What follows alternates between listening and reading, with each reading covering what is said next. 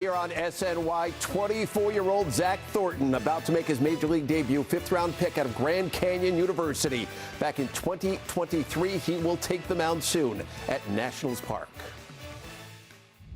Here's Bichette, and Bichette drives one in deep right center, and it's out of here! Bichette with a two-run homer, his second in 2 nights. Bo is back.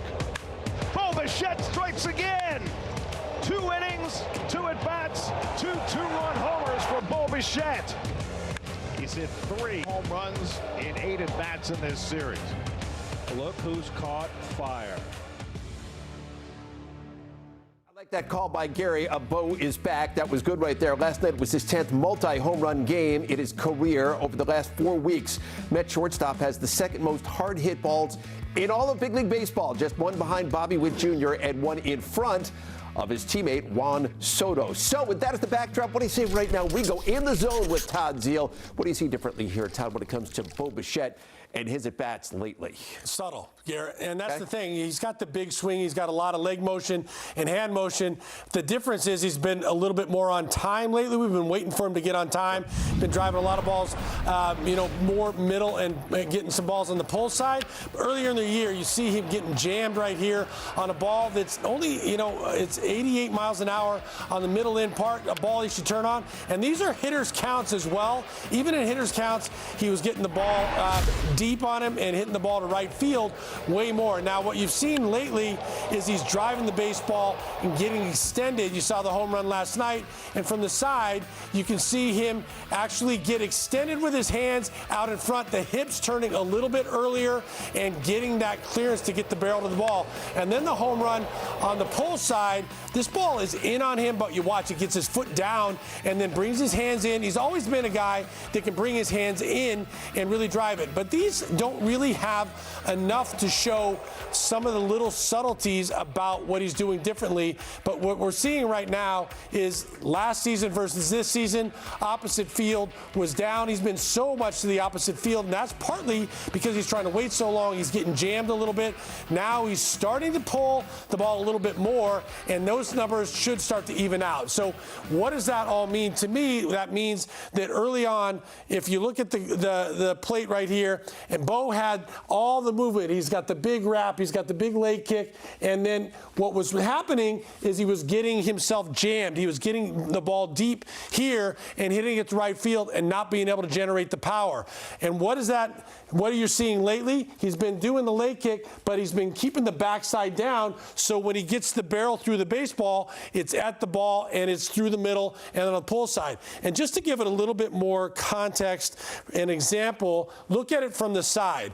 Pitchers out there, and what you were seeing is that put your foot down, but if your hands drift forward, all of a sudden you're jamming yourself. I know this well. That was my biggest problem, Gary, is when I would stride, if my head came forward, your hands can't go with it, and you jam yourself, you don't get that power, you don't get the barrel to the ball. The last few ones that we've seen, he takes the big leg kick, all of that's the same, but when he's landing, this back foot is staying here, so his head's not moving forward, and that's enabling him to get the barrel to the ball like we've seen last night, and he's been driving the ball up in the zone well too. He was missing those for that same drifting reason. Now he's been able to get to the top of the zone and drive the baseball. So subtle difference, hard to see, but he's doing he's made those little adjustments. Yeah. And now who knows? We've always known that he can get hot, and when he gets hot, look out, Gary. So one of the things we always know is, listen, when he's up the middle and to the right side, he has success. But do you want to see him more of a pull hitter? Is that where he's going to find more success? Well, you see that in that first graphic that we showed,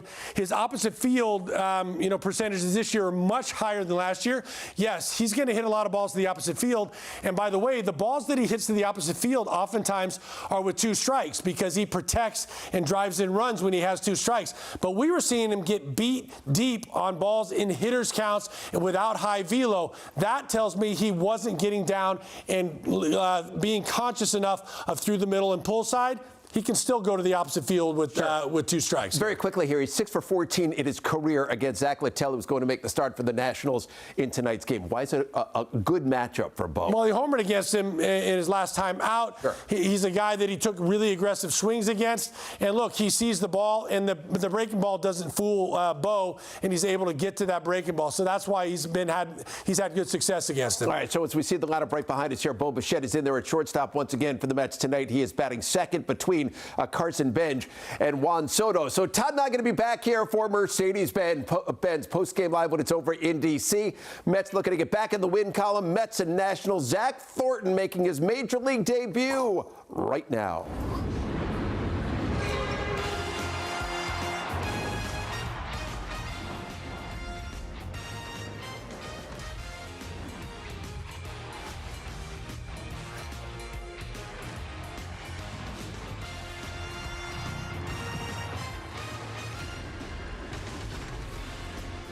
Nationals Park in Washington, D.C. The New York Mets play the Washington Nationals.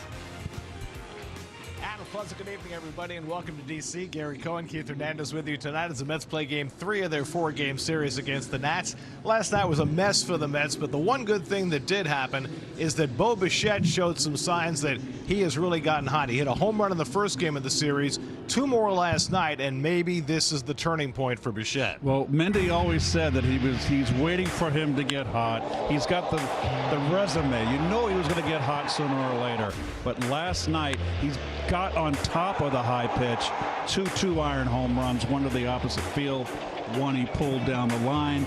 That's a good sign that he's coming out of it. And he's top of the order. This club's been struggling offensively. He's got the hit to get this club going. Another night, another Major League debut for the Mets. Lefty Zach Thornton will get the first shot at taking Clay Holmes' spot in the rotation. Well, 24-year-old fifth-round pick back in 2023. He's not a hard thrower. He's a control pitcher, but he likes to pitch aggressively in, doesn't walk people, doesn't give up home runs. The Nationals have a left-handed power lineup. That's the reason why he's here, to kind of counter their left-handed power. So the Mets have their Zach with an H. The Nats have their Zach with a K. Zach Littell, whom the Mets beat up at Citi Field. And just the exact opposite, a 9-year veteran. The last 2 seasons he's started. Most of his career he's been a spot starter and a reliever. And over those starts he's been at 500 at 18-18. This year he's got an ERA over 6. He's given up 14 home runs. That's the reason why. So Game 3 of the series tonight. Thunderstorms might be on the way, but it's dry right now as the Mets and Nats prepare to play baseball in the shadow of the Washington Monument. All the action coming up on SNY.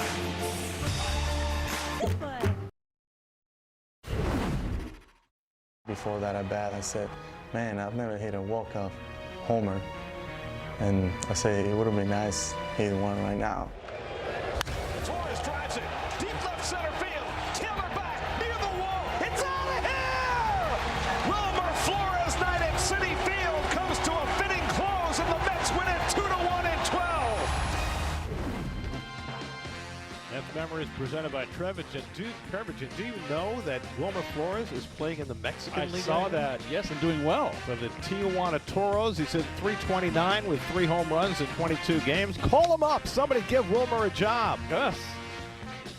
Get walk-off hits for you. New York Mets baseball on SNY is brought to you by Toyota. Toyota summer starts here. Event is on now. Toyota, let's go places. By Spectrum, it's internet, mobile, and streaming TV all from one place. The New York Lottery, play today and start imagining your win. And by Genesis, discover the award-winning lineup of Genesis SUVs and sedans at your local tri-state Genesis retailer. First 15,000 fans at the game May 30th will get a Lee Mazzilli and Bobby Valentine players pin in honor of their induction to the Mets Hall of Fame. For tickets, go to Mets.com/tickets.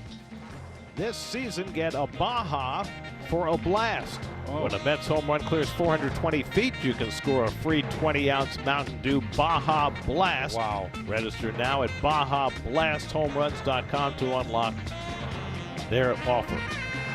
Papa John's key ingredients, Zach Littell gave up 13 of those home runs in his first 6 appearances this year, only 1 in his last 3.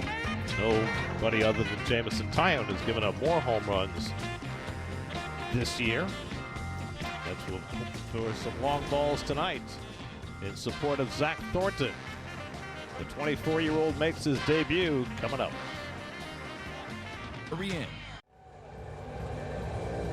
Zach Thornton walking in from the bullpen, blowing a kiss to his dad, Paul, who made it here out of hospital rehab in Chicago, trying to come back from a rough back surgery, but he could not miss his son's big league debut tonight. Oh, he's good. He's teary-eyed. Look at that. See him wearing the KU shirt. He is a track coach at Kansas. Oh boy, Jayhawkers. Honda Mets starting lineup tonight. A.J. Ewing back in there after sitting last night. M.J. Melendez also in there against the right-hander. Hayden Singer getting the start, giving Luis Torrens a night off as the Mets face Zach Littell for the second time this year. And there's the 9-year veteran, Zach Littell. Like you mentioned, the home runs have been his bugaboo. The opposing teams are only hitting .281 against him, which is high. But you think with that earned run average, they'd be hitting over .300 against him. But it's obviously the long ball-itis, which has been his bugaboo. And the Suffolk Credit Union National Defense. You got Jacob Young back in the lineup. Remember, he got hit by a pitch and missed yesterday's game. He can go get him in center field. The newly called up Dylan Cruz is a good fielder out there in right field as well. It's a good outfield defense, this ball club. Now 20 degrees cooler tonight than it was last night at game time. 76 degrees. Thunderstorms approaching. Carson Bench leads off. Bench has had back-to-back 3-hit games to start this series. Littell's first pitch is a fastball on the inside corner for a strike, and we're underway. In fact, both leadoff hitters in this series have had back-to-back 3-hit games. Bench for the Mets, James Wood for the Nats. Bench up to 265 on the year, and he pops this one up behind second base. Coming in the center fielder Young, and he's there to grab it for the first out of the night. Good to see Jacob Young back in there after he took a pitch in the ribs from his old college teammate Christian Scott on Monday. Well, we had the phantom rain delay yesterday, folks, and the game started late. But this one, the clouds look a little more ominous, but we're fortunately starting on time. So quite a series for Bichette so far. Bo is 5 for 10 in the first 2 games with 3 home runs and 7 runs driven in. Pitching. He had a good sign on Sunday where they hit his last time up against the Yankees, and it's carried over into this series.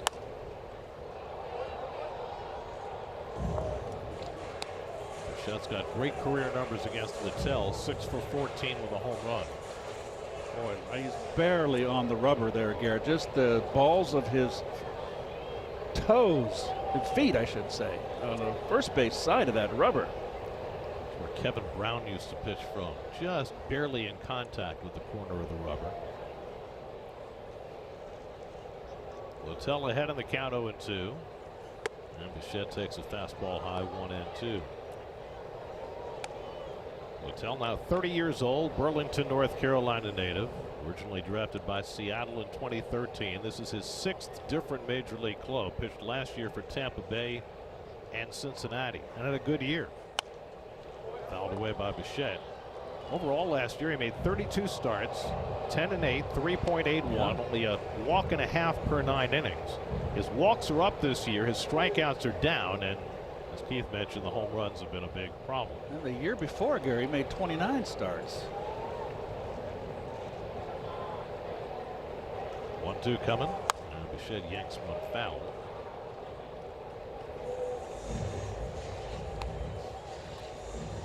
Littell's coming off a good start his last time out Friday against Baltimore. 5 scoreless innings, 2 hits. Got the win in a 3-2 Washington victory. So perhaps he is trending in the right direction. Bichette lines one over first. That's down the line but foul. The Mets strafed Littell for 8 runs in 3 2/3 innings. He had some defensive problems behind him. Third baseman Jorby Vivas made an error that opened up a 7-run inning. Yeah, but 4 runs were earned. 4 unearned runs. This is a ball club that doesn't play good defense. And a foul tip held on to by Ruiz, and Bichette is struck out for the second out. Well, I should clarify that. Their outfield defense is very good, but their infield defense has been shoddy. And just a fastball down the middle here, and he swung right through it. This is right down the pipe. He beat him a little bit. So 2 out and nobody on. Now Juan Soto, whose bat has certainly heated up. And Soto cranks one to deep right center field. Back goes Cruz, back near the wall, leaping, and he made the catch. Wow. Dylan Cruz right up against the scoreboard. Game of the year, takes an extra base hit away from Soto. Platoon in there against Zach Thornton. Andres Chaparro gets a start. So does Cabral Ruiz. Of course, the big left-handed bats, Wood and Abrams and Lyle, stay in there. And there's young Zach Thornton, 24 years of age, making his debut. And there's his AAA numbers, AA and AAA.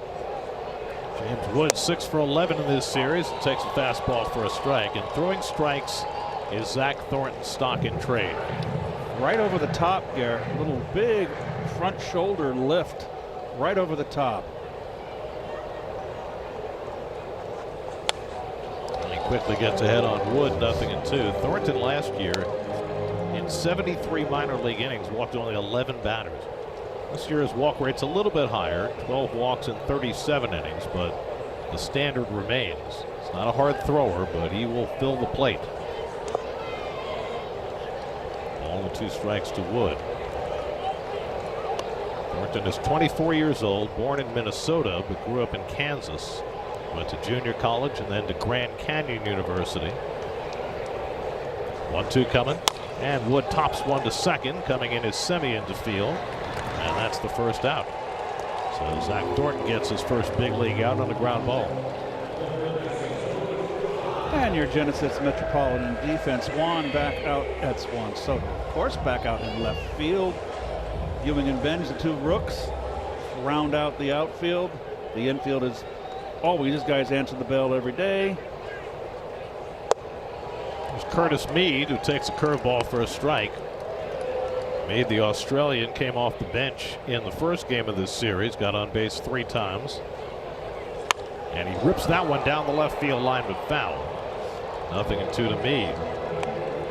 Mead playing third base today. The Nats sent Brady House down to the minors yesterday, the 22-year-old who figures to be their third baseman for a long time, but he felt as though he needed some more seasoning. He takes changeup off the plate, and it's 1-2.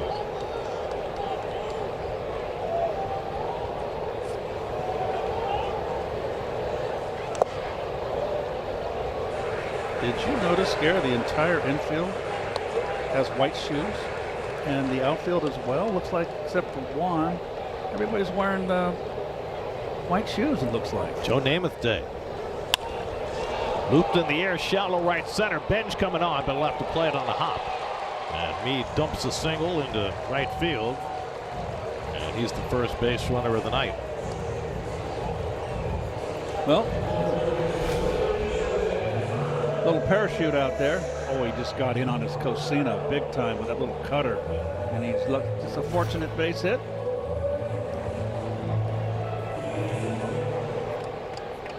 So 1 out and 1 on. Now Andres Chaparro, who was just called up yesterday. He was up earlier this year. He's only had 9 big league at bats this year. And backdoor slider in for a strike, 0-1. Chaparro acquired from Arizona at the deadline in 24 after spending 8 years in the Yankees organization.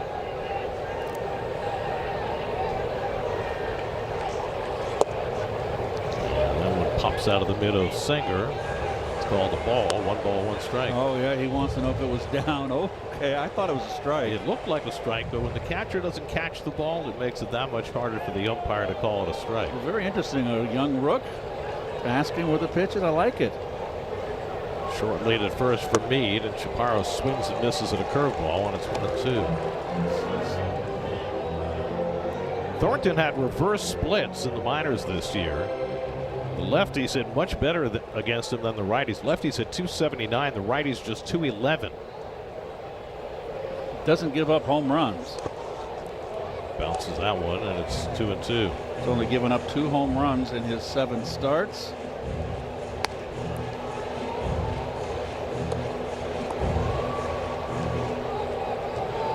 Made 5 starts for Binghamton AA, then 2 starts for Syracuse AAA last Friday through 6 shutout innings against Scranton Wilkes-Barre, and now here he is. And he misses inside with that slider, and it's 3-2.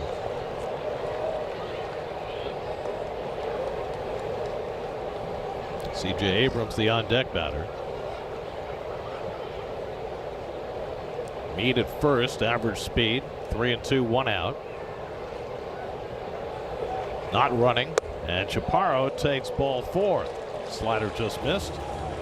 So a bloop single and a walk, and the Nats have 2 men on in the first.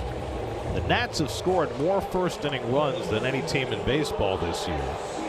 They've not scored in the first inning in this series, but 39 runs in their first 49 games have come in the first inning. So now Abrams, who's 2 for 8 in this series. First and second and 1 out.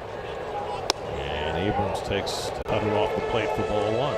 Home plate umpire John Bacon, and it's a scouting report on him, is that he's a pitcher-friendly umpire. But thus far, he's had kind of a tight strike zone.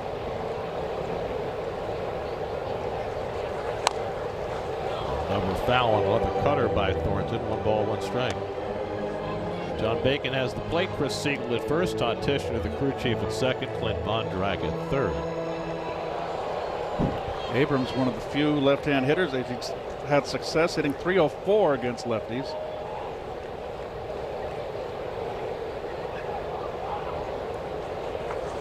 And a high fly ball deep to right field. Back goes Benj to the warning track at the wall. It's out of here. C.J. Abrams with a 3-run first-inning home run. 10th home run of the year for Abrams, his first against a left-hander. And the Nats jump out to a 3-0 first-inning lead. I believe he hung a slide ball there, Gare. So a rough beginning for Zach Thornton.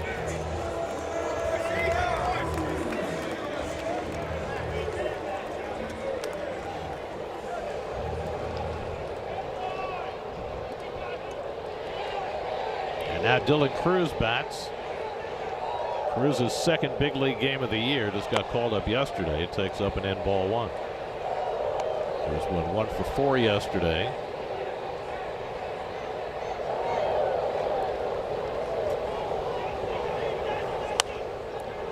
The Nats now have 4 regular outfielders for 3 spots. James Wood is DHing today, which gives them their best defensive outfield with Young in center and Cruz in right. And Cruz contributed a fine catch on the ball hit by Soto in the last half inning. Here's the home run. Oh, look at the little slider, belt high, too much plate, and flat. Stayed horizontal.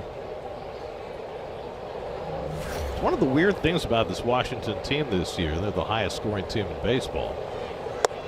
They are dominated by their left-handed bats, Wood and Abrams. But they actually have hit far better as a team against lefties than they have against righties. 274 against lefties, just 233 against righties. 2-2 to Cruz with Dalen Lyle on deck. And fastball got him looking. So Cruz looking for the breaking ball, got the express, and Thornton has his first big league strikeout, 2 out. And that's what we've heard about young Thornton. Right-handers, he aggressively pitches inside. And there he puts that, darts that fastball right on the inside corner. Good pitch.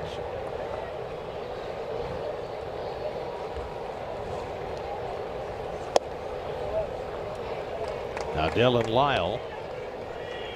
Lyle's 1 for 10 in this series, but he's driven in 11 runs in his last 12 games. And he takes his fastball strike, 1-1.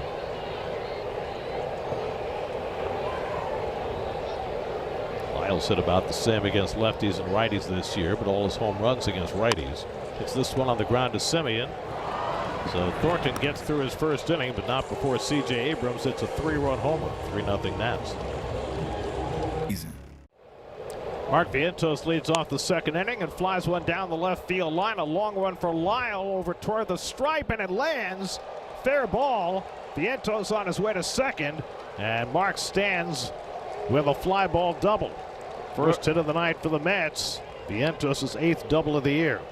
Where was the left fielder playing? That had a lot of hang time. There's a little slider, a little cutter off the end of the bat, and that's a well placed.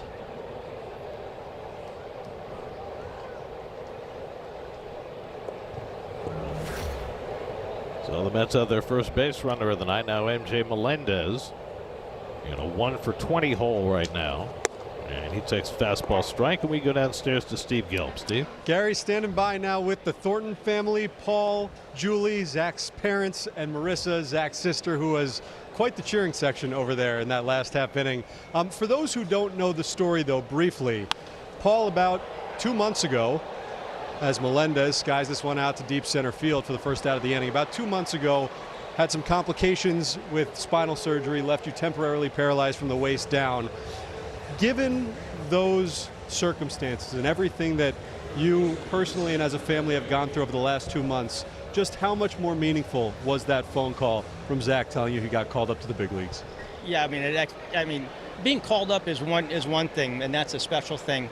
But given a situation in which we have had and the support that the Mets have provided Zach over the last couple months, has nothing been short of awesome, and it makes it a lot more of a special thing. Yeah, Julie, I had heard that when Zach came to visit you in Chicago, that he was actually throwing bullpens. The Mets had supported him and brought coaches out to make sure he threw bullpens and stayed on track. Absolutely, yeah. The first day he had played catch with the Dan McKinney. The next day he was with. There's a base hit RBI. You'll take that too. Ultimately threw a bullpen at the University of Chicago, which was pretty cool that they did all that for him. Yeah. You know, for anybody that gets to this level, you have to overcome incredible hurdles, right? But this is something that most players don't have to deal with, especially as the season is starting. So knowing Zach the way that you guys do, what is it in his nature that allowed him to push through that and make the big leagues this quickly? His nature of being competitive. He's one of the most competitive people I've ever been around. As I mentioned to you, he never loses, just runs out of time. But I think he's been an underdog since a little guy, and he's been forced to really work hard. And growing up from the minor leagues and now to this, it's all about being competitive and being the underdog. And so that's, I think, ultimately how he got here. Julie, when you watch him out there on the mound, on the big league mound for the first time, can you put into context what you were feeling, what you were thinking? I mean, it's hard to believe because, of course, we're like, what? This is happening already? But yeah, just so much pride, and the things that Paul said about just like he's been an underdog, and I just feel like he's gone through so much. So it's just so fun, just a prideful moment to see him here now. Like, oh, so exciting. Marissa, let me get you in on this. Just to ask the siblings' perspective on the whole thing. Obviously, what you've been dealing with, you understand what Zach's gone through. What have you seen from your perspective? Yeah, I mean, I feel like anyone watching him, I mean, the past 2 weeks, 3 weeks, you would never know what he's been going through. So I think he puts his head down, he grinds, and like my dad said, he's a competitive guy. So he's going to give it his all, and that's what he does with everything he does, mainly baseball, because yeah, that is his thing. Paul, I will leave you with one last question. I know you're on the upswing, and that's the best news of all. How much was Zach getting to this level and you being here to watch that motivating for you over these last 6-7 weeks? I mean, it was a highly motivating thing. You know, I've had goals to be able to walk in June. And, you know, one of my goals was to walk at an MLB debut. I did not think it would happen this fast. And so it was special. And I am doing well. I'm starting to stand, and I'm able to walk with a walker a little bit. But right now, today, to move around here, it's better to be in a wheelchair. Paul, Julie, Marissa, thank you so much for sharing your story and for taking a few moments on this fantastic day. Yeah. Congratulations and good luck moving forward. One quick thing, they have some hot dogs here that are specially made for the New York fans. I guess the Nationals have a new, like a hot dog for every visiting team. So it's right here. We didn't even know that. The field producer, well, yesterday our field producer gave me honey mustard, so I might need to take another go at it. Thank you so much. Guys, clearly they're watching the broadcast, Gare. Well, thanks, Stephen. Thanks to the Thornton family, and good luck to Paul, who I hear is not going to have to go back to the rehab center in Chicago. He's going home to a rehab center closer to his home in Kansas, so he's making progress every day. Ewing hits one up the middle for a base hit. Beatty will go first to third as Young gets the ball in. Ewing stops at first. Third hit of the inning for New York. So A.J. Ewing back in the lineup and back to hitting. Compact stroke, little cutter that didn't cut up. Look how him get on top. Boy, that young man can hit. I love his swing.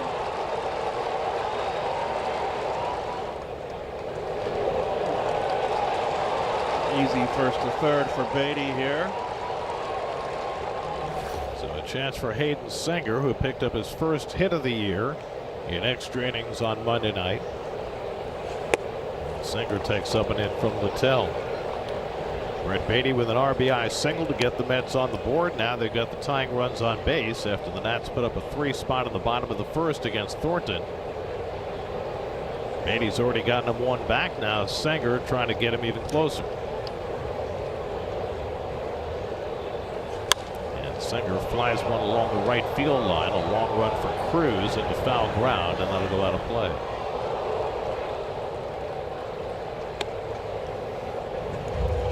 Hayden Singer called up in the wake of Francisco Alvarez's knee injury that'll probably keep him out for a couple of months. Singer making his third start since his call up.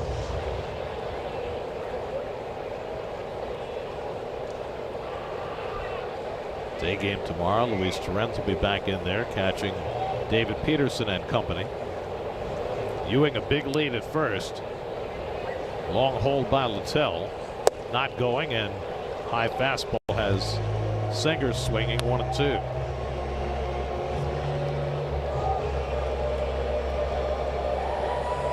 It's been very aggressive early in the count against Littell in the first inning and again in this inning.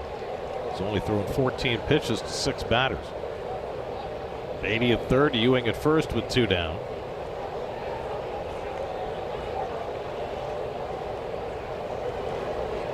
There goes Ewing. Singer strikes out, inning over.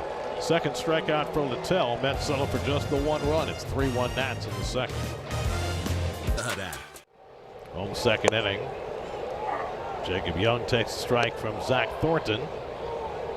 Young back in the lineup after getting hit in the ribs on Monday. He came in for defense late yesterday and back in the starting lineup today. That fastball just missed. A ball and a strike. Lower third of the order for Littell. There's no honey mustard on that. That's a real McCoy mustard. Yeah, but that's ketchup also. Come on. Keith, I know that. I don't mind the ketchup. I know that you don't, but I think it's just a West Coast thing. Yeah, probably. New Yorkers, we want our spicy brown mustard. Heidi Young, and it's 3-1. Not the honey mustard. Oh, the honey mustard goes without saying. I mean, I hate to criticize the product, but that's terrible. Right down the middle for strike 3 and 2 to Young. Nasim Nunez, the switch hitting second baseman, is on deck, and then Keibert Ruiz for the Nats in the second.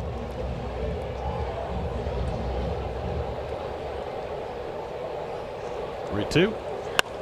Hit out to right field. Benj gives some ground and makes the catch going away. 1 out.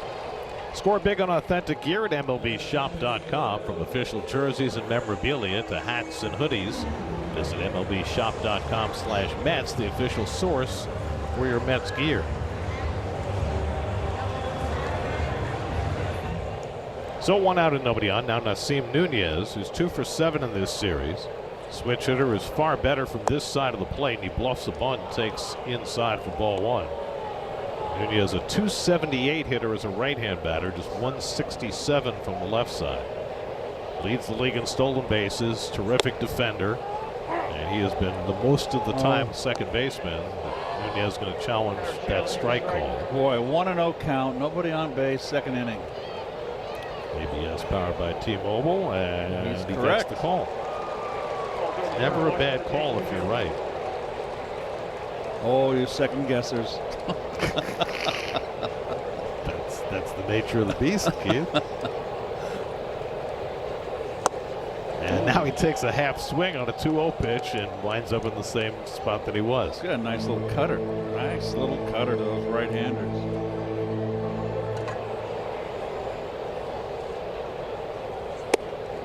And he gets that one to the top of the zone for a strike, and it's 2-2. Thornton does not throw hard, as you can see from the radar gun, but he does have good induced vertical break, which means that his ball does not sink as much as a normal fastball should. It's fouled down the right field line.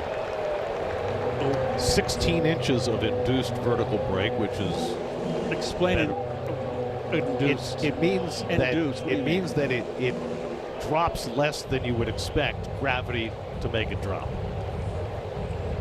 So in layman's terms, it's a rising fastball, except that there's no such thing as a rising fastball. Thank you. Because that's physically impossible, because, you know, gravity. So I always think Isaac Newton and the apple and all that. 2-2 on the way, too high. I mean, if Isaac had tried to throw that apple off a mound and get it to go up, that's right, he would have had no gravity. Many more laws. Nunez is on with a walk. You don't want to be walking Steve Nunez. Always a threat to run. And that's uncharacteristic. That's 2 walks now. He's a little bit nervous. He's showing a lot of poise. There's Justin Willard, the pitching coach for your Metsies. I mean, remember that Thornton only made 2 starts in AAA. It's kind of like Jonah Tong last year when he got called up. He only made 2 starts in AAA. It's a big jump. Caper Ruiz, the switch hitting catcher, first start in the series for Ruiz. They've got 2 switch hitting catchers. Drew Millis is a better left-hand hitter. He started the first 2 games, and Ruiz a better right-hand hitter. He's hitting .297 from this side of the plate, 100 points higher than he's hitting from the left side. Nunez 20 steals to lead the National League. Thornton stares him down. He's going. The throw by Singer is into center field, and Nunez will go to third. So a stolen base for Nasim Nunez is 21st of the year, and a bad throw by Singer moves him to third on the air. Yeah. He did have the pillow stolen.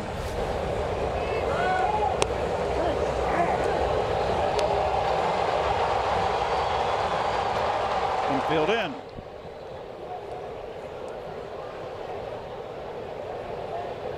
It's good to see speed getting back into the game here.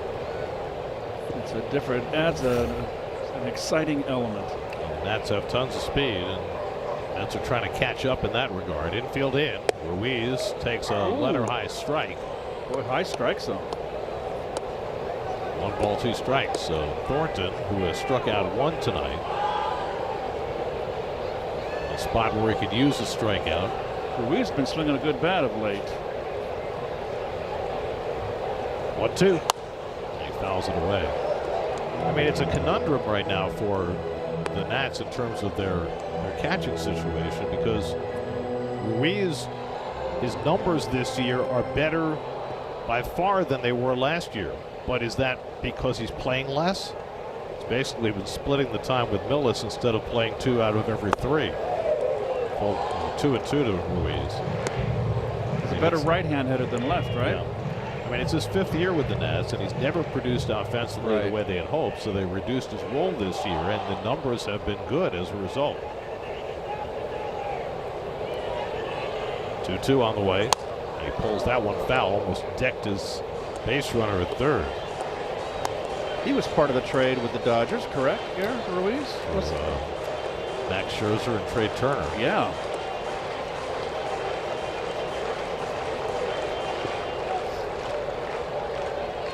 It'll be the 7th pitch of the at-bat from Thornton to Ruiz with James Wood on deck. And Ruiz just got a piece of that slider to stay on the at-bat.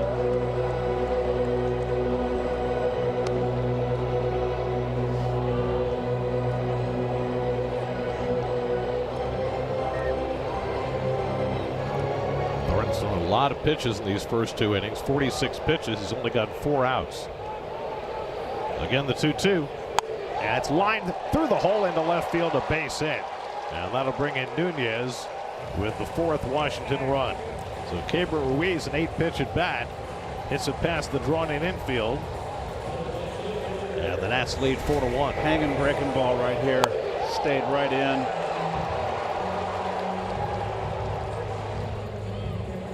Kind of just fluttered in there.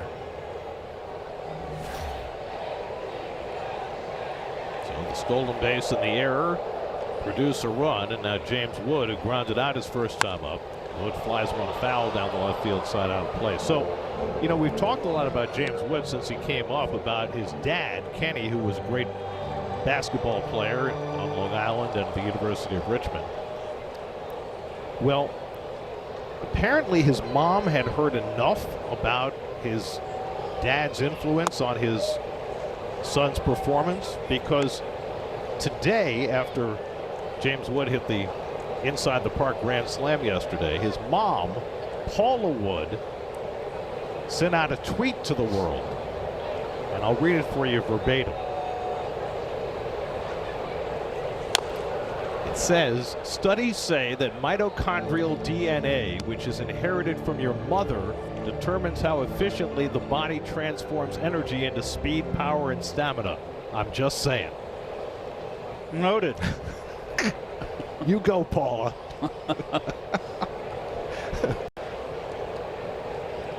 1-2 coming to Wood. And he hits this one out to right center field deep. Back goes Benj onto the warning track, and he makes the catch right before he hits the scoreboard fence.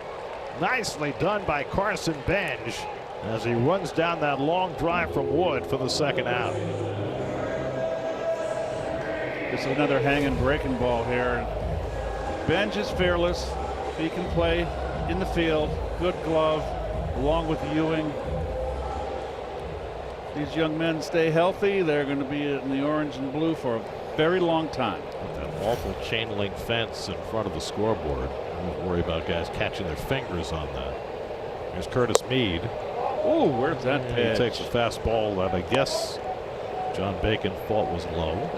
Scouting reports that Bacon's friendly to the pitcher low in the strike zone. He's been friendly to the pitcher up in the strike zone today. Well, all you have to do is challenge the call, then Bacon get fried. That's driven down the left field line. That'll hook and go foul. Home run distance all the way, but just a long strike, and it's 1-1 to Meade.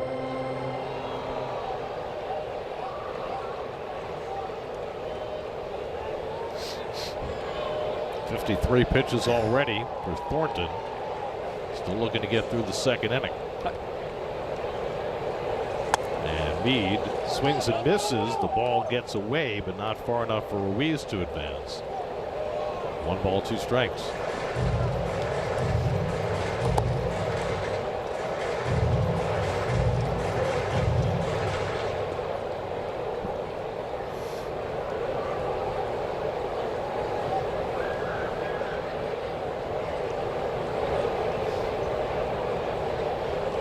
One-two coming. Fouls it away. Mets only used one reliever last night. Nolan McLean, who clearly didn't have it, was asked to really push through and throw 100 pitches in 5 2/3 on a night when he got strafed. So the Mets used Daniel Duarte for 2 1/3. Duarte was rewarded by getting sent back to the minors today to make room for Thornton. But it means the rest of the Mets bullpen is fairly well rested despite the 12-inning game on Monday night. You know, it's not that unusual for a pitcher to give up 9 runs. But there are only 2 other pitchers in Mets history who's given up 9 runs in a game and gotten at least 17 outs. I saw that note.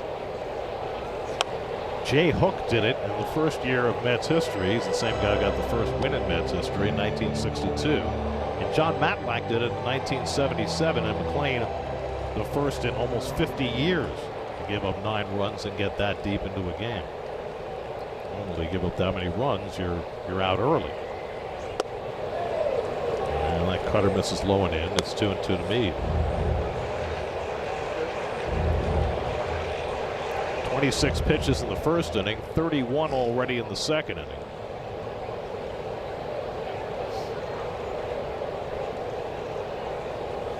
And Meade takes a fastball for a strike 3 call. So Thornton puts the second inning to bed. An unearned run puts the Nats up 4-1. We're on after postgame.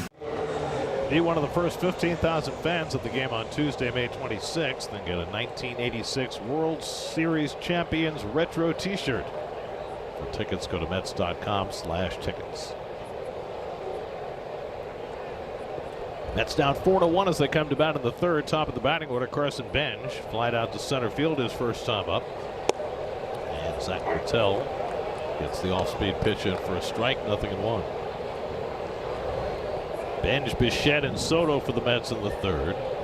That's got a run on 3 hits against Littell in the second. That's got that run right back in the bottom of the second. I said unearned, not unearned, because Nunez would have scored from second on the base hit. Yeah. Braves have gone in front of the Marlins 3-1 on an Austin Riley 3-run homer. That game's in the third in Miami. Mets are going to Miami after the game tomorrow. If there is a game tomorrow, it's supposed to rain most of the day. Got a big out west right now, moving in that northeast direction. That's going to come from the Appalachians and move eastward. I just love your meteorological tendencies. You floor me every time.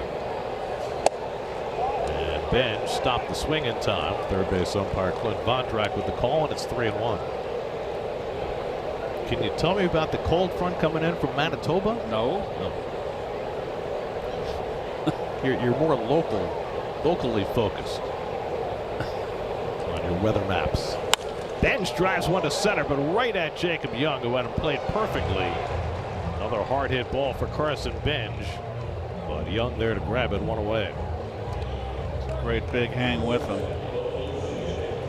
Boy, he looks good. He's really starting to come into his own.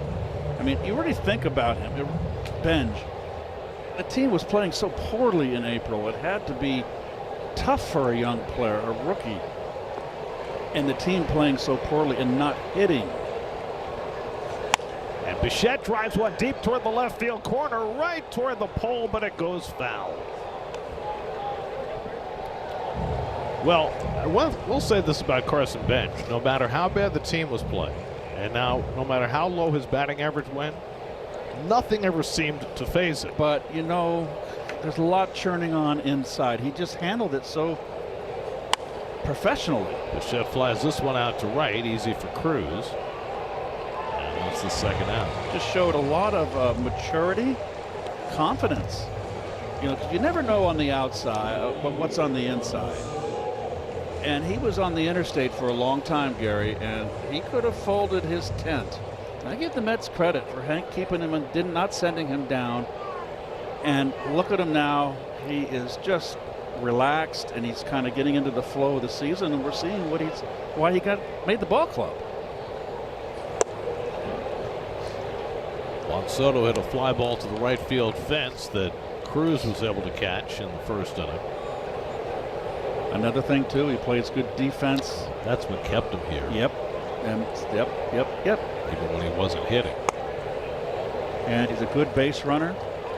He's got good instincts on the bases, and he can run.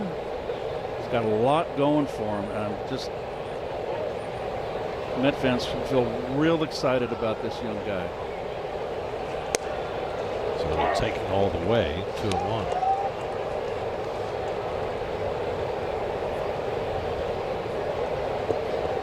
Juan's got a 6-game hitting streak going, hitting over 400, 3 homers in those 6 games, as his bat has really started to explode. He drives that one to deep right field. Cruz can only watch this one go. A home run for Juan Soto off the facing of the second deck. Came close to a home run his first time off. This time he makes no mistake. His 8th home run of the year, his 2nd in this series, to get the Mets back to within 4-2. You know, I was just going to say 2-0 count. He fakes a bunt. That's how confident he was that Littell has nothing to. You have nothing to get me out. 416 feet on that home run. He had one 434 last night. He is really locked in. 4 home runs now in his last 7 games. Vientos pops one foul. Tried to come inside. No, he didn't. Out over the plate. Yep, he clocked it.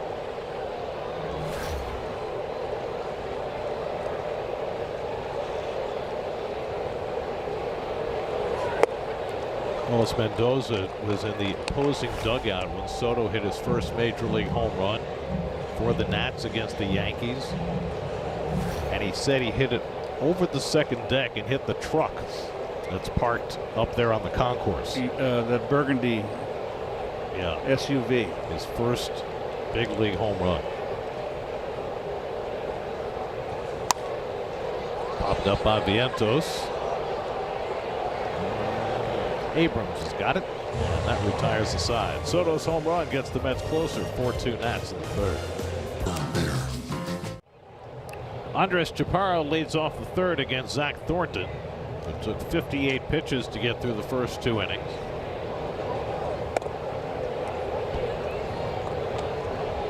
Chaparro drew a walk and scored in front of C.J. Abrams' home run in the first inning. Fourth start of the year for Chaparro. The Nats have had more platoon advantage at bats than any team in the National League this year. So Luis Garcia doesn't play against lefties. They sat Jorby Vivas against lefties. So guys like Chaparro and Curtis Mead get at bats, and this is part of the new regime in Washington with Blake Butera, the youngest skipper in the big leagues. Paul Taboni, the president of baseball operations, grounded to third. Beatty secures it and throws out Chaparro one away. It's a very young brain trust for the Nats, and they basically started from scratch. There were no scholarships this spring.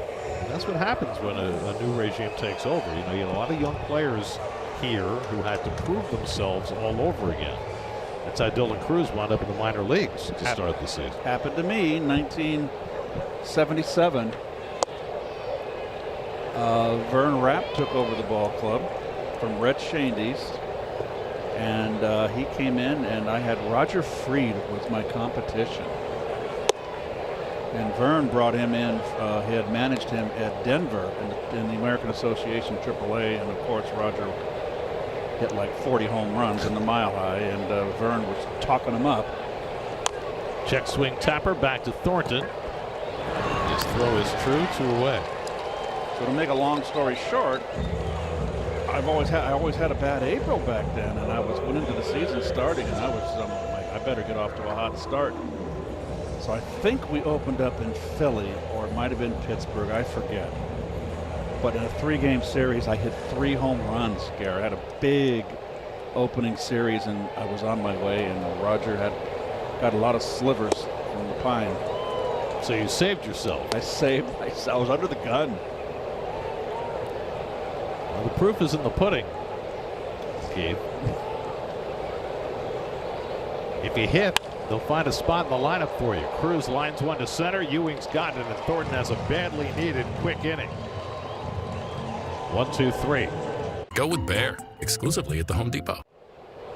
MJ Melendez leads off and gets one in the air to right field. Out goes the second baseman Nunez, called off by Cruz, who makes the catch just inside the line. Good verb. Long way to get that. Yeah, it seems, up here we got such an overview of the stadium. We're so high up. You just really can appreciate all the ground that the outfielders have to cover. I mean, they've got a lot of territory. Good verbal communication. One out and nobody on now. Brett Beatty, who drove in the Mets' first run with a base hit to right in the second. Well, you mentioned our location, and it bears repeating because it's so, I don't know, ridiculous. When they first built this stadium, it opened in 2008. Is that about right?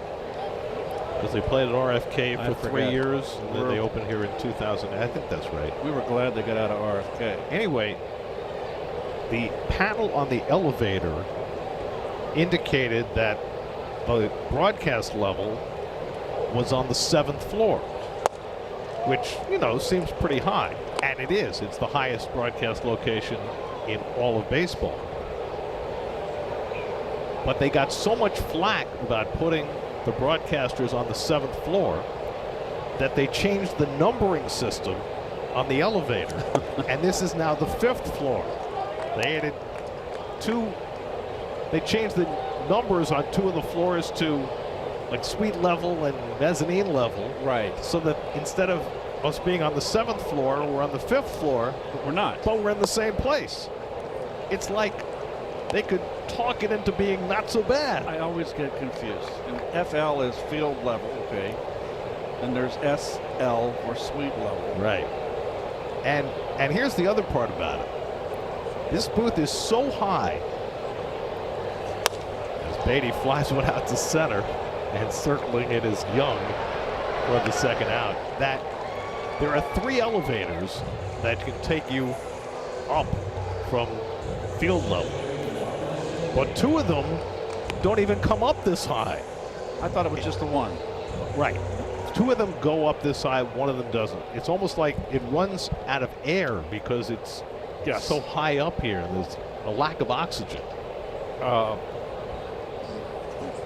Not to belabor a point, Yeah. is that if the elevator, the one that doesn't go up as high, if it comes down first, we can't get in it because it won't take us where we want to go. We have to press the button to get it to move up so we can get the other 2 to come down. You have to send it on its way. Fly ball down the right field line by Semi, and that'll go out of play. And Now, after all of that, I will say that I know that almost every broadcaster who comes here hates this broadcast location because it is so high. For me, I happen to love this view because this is the exact same view that I had from Section 1 in the upper deck at Shea Stadium. Semi and flies one out to left, and Lyle is right there waiting for it. And that retires aside. So it's very nostalgic for me. I hope we didn't bore you folks. We have everything but the Serval zipper sign in center field. New York Lottery. Play today. Don't ever forget that the Washington Nationals are the same franchise that was once the Montreal Expos. Laurent Derange, Dusty Staub, big hero in Montreal. Tim Wallach, great underrated player. And the doubles. Tim Raines, one of the best leadoff hitters in history. And the Hawk. They had some great teams in Montreal, didn't they? They sure did. Hall of Famer Vladimir Guerrero. Dylan Lyle flies the first pitch to right field as we start the bottom of the 4th. Bench comes in under it, makes the grab. 1 pitch, 1 out for Thornton. Settling in. Zach required 58 pitches to get through the first 2 innings. Only 10 pitches in the 3rd, and now a first pitch out in the 4th. For the first few years that they came here to Washington, the Nationals did not honor the history of the Expos. They were more concerned about Washington baseball history, the old Senators, the team that moved to Minnesota in 1961, Walter Johnson, and all that era of baseball. But the fact of the matter is, you couldn't wipe out the history of the Expos. And after a few years, they came around and they added some of the Expos players to their ring of honor there. Foul ball as Beatty goes through with the play, but it was a foul ball, which was nice. It was nice that they did that. I think there was a lot of outside pressure on them to acknowledge that the Expos really existed. That was a great and proud franchise, and maybe some of the best teams that never won. Think of all the talent that went through there in Montreal and how they had to tear down their team after the strike in '94. 1994, before the strike scuttled the season, they had the best record in the National League. Thornton picks up a strikeout as he gets Jacob Young. 3rd strikeout for Zach, who's now retired 7 in a row. Slider in the dirt.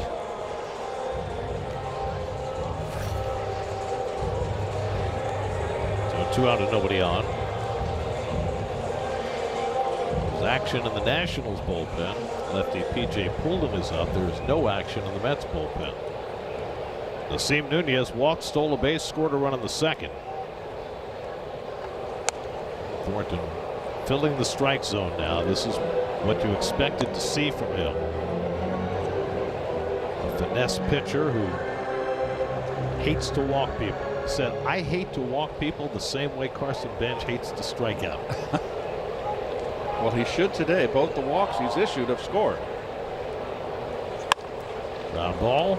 The shot on the backhand. It comes up. And he throws out Nunez. That's 8 in a row, retired by Zach Thornton. Nice recovery. 4-2 Nats after. Resources to help you customize your action plan. A.J. Ewing leads off the 5th inning for New York. We check in with Steve. Gary, of all the positives A.J. Ewing has brought to the table early in his MLB career, for me what stood out the most is his plate discipline. And I was speaking with David Stearns about it yesterday. He said what really is special about Ewing's plate discipline is how he doesn't chase when the count runs full. Apparently across Major League Baseball, and the numbers back this up, in full counts, chase rates go way up. For the Mets in particular, they go up about 20% across the board. Not A.J. Ewing, while the team, aside from him, chases at a 57% rate in 3-2 counts. Ewing so far this season just swinging at 1 of 8 pitches he saw outside of the zone. Wow. And the base hit to center his first time up today. He flies this one out to left, and Lyle eases back and grabs it one away. Well, the Mets have certainly staged a youth movement over the last week. They already have Carson Bench here from opening day, but adding Ewing and adding Morabito, and today adding Thornton. Nolan McLean is a rookie as well. That's 5 rookies the Mets have on their club, and this weekend they could have a 6th. Jonah Tong was scratched from his start for Syracuse today, and it could well be that Tong will join the Mets in Miami and be part of their pitching over the weekend. The figuring is that the Mets are playing 16 straight days without an off day, and that everybody in that rotation could use a little blow. Freddie Peralta would be scheduled to pitch the first game in Florida if they don't make a move, but that's why they're considering Tong to be part of the mix on Friday. So this team that was built on veteran talent has all of a sudden gotten extremely young. Hayden Sanger struck out his first time up. And yes, Tong is still a rookie despite his big league experience last year.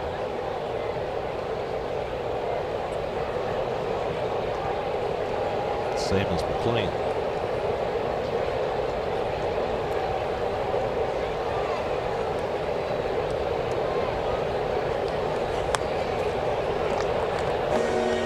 To Sanger, Carson Bench on deck.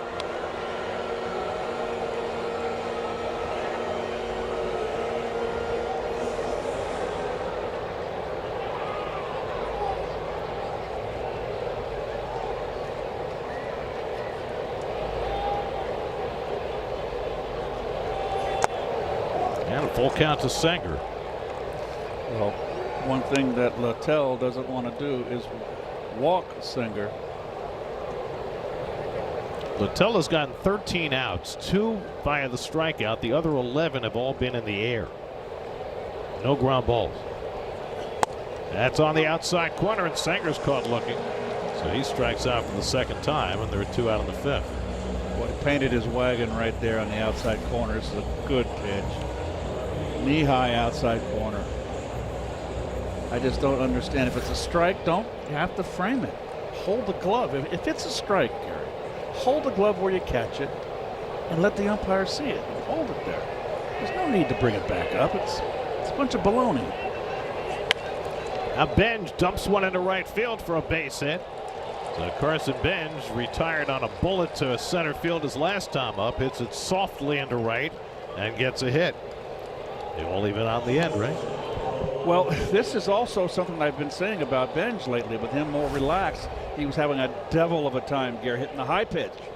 And there he is. He muscles it out. That was above the belt. That pitch was tying him up the pitch above the belt in the letters.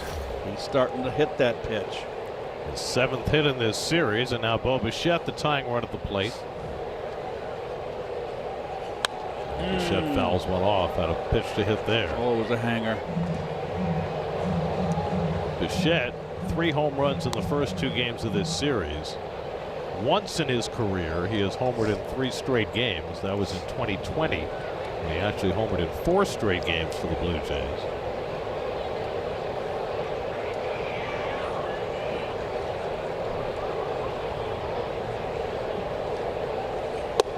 When he homered in 4 straight games, the first game was at Fenway, and the next 3 were at the 2020 home of the Blue Jays, Salin Field in Buffalo. Oh. Remember they couldn't play in Toronto, so they moved all their home games to Buffalo? I do not remember that. He drives this one toward the gap in right center, chasing Young back, and he gets there on the warning track to retire the side. Bichette hit that ball hard. Halfway through, 4-2. That's been 2 different games for Zach Thornton. First 2 innings he threw 58 pitches. Last 2 innings he's thrown 18 pitches. He's retired the last 8 since Gabriel Ruiz's RBI single in the 2nd. Ruiz leads off in the home 5th, and he drives one to deep left field. Back goes Soto, and it's over his head and off the wall. Ruiz around first on his way to 2nd. The throw coming in from Soto, and he's safe.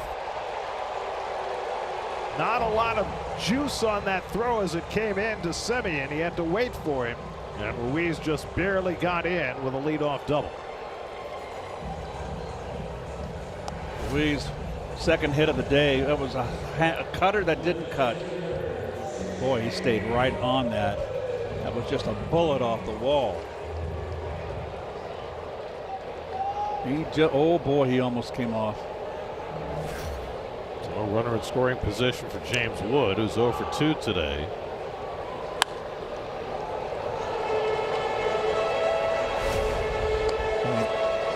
It's just not a good slide. He kind of fell into the bat. Geez, terrible slide. Wood hit one of the fence in right field that Benj made a nice play on in the 2nd. Takes that one blowing away, a ball and a strike. Austin Warren is up in the Mets bullpen. Warren has been a lifesaver for the Mets. He certainly has.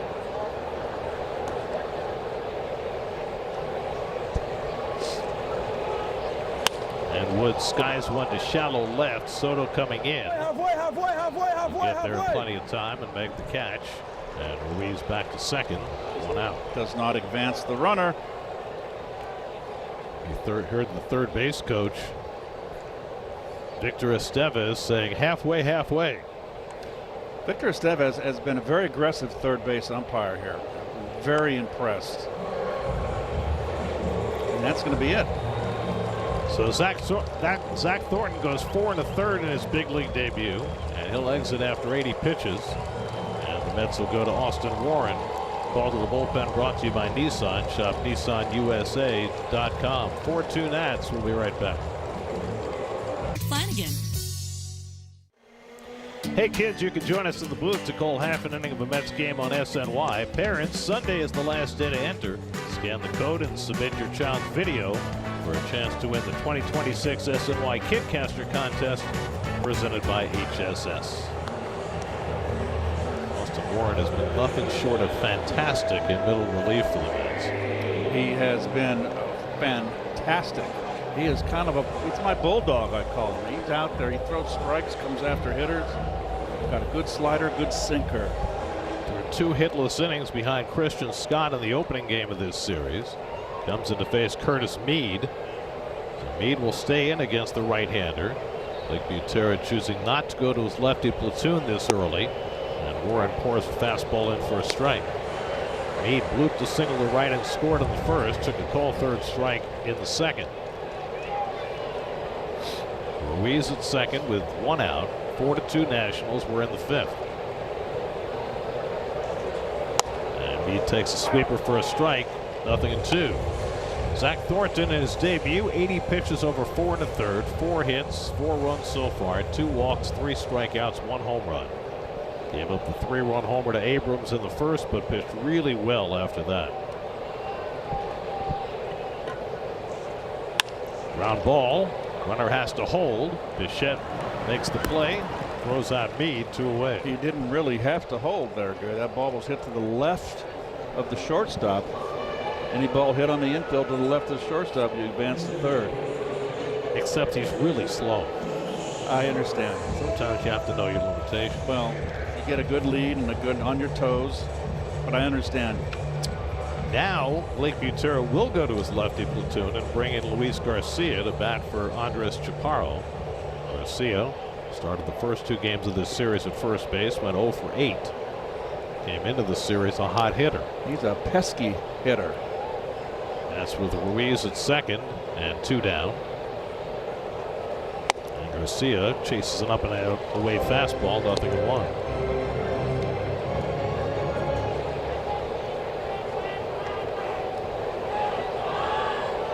Garcia made the transition this year from second base to first base in his 7th big league season. 7th big league season at age 26. His results have been kind of flat. He's not really made the improvements that they had hoped. But he's in more of a platoon role now. They don't let him play much against lefties anymore. That's pulled into right field, a base hit. Ruiz chugging to third, Benj up with the ball. Here comes his throw to the plate on a hop to Sanger, the tag. He is out. Carson Benj with a 1-hop straight to the plate. And they gun down Ruiz to end the inning. First outfield assist for Carson Benj, and it was a thing of beauty. Still 4-2 Nats after 5. At night. Well, we talked a lot over the first 2 months of the season about Carson Benj's arm, and he gets to show it off here. His first outfield assist, the All-State Good Hands replay. Did not rush the throw. Look at this perfect 1-hop to your catcher. Is that blocking the plate, Gary? Well, he did have the knee down before he had the ball, but he was out by so much it should not matter. Blake Butera came out to talk to the umpires about it. I don't know whether he was too late to challenge the call or whether he was just asking for an explanation for why Sanger was not called for blocking the plate, but either way, no challenge, and the out stays on the board. Mr. Warren was very happy about that, fired up. Juan Soto leads off against the new pitcher, Andrew Alvarez.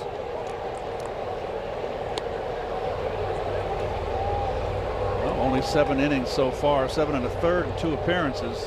Luis Garcia, who pinch hits, stays in the game at first base. Juan Soto banged one off the facade of the second deck in the 3rd inning for his 8th home run and his 2nd in 2 nights. Now facing the left-hander. Takes a fastball, strike 2-1. Zach Littell threw only 60 pitches in his 5 innings. 2 runs, 5 hits, no walks, 3 strikeouts, a home run. And Soto pops this one up on the infield. Coming in is Meade, the 3rd baseman, into foul ground, and he's got it. 1 out.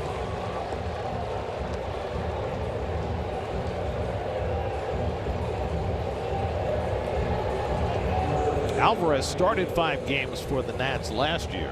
That was the sum total of his big league experience before this season. Now his 3rd appearance this year, and he's their innings guy.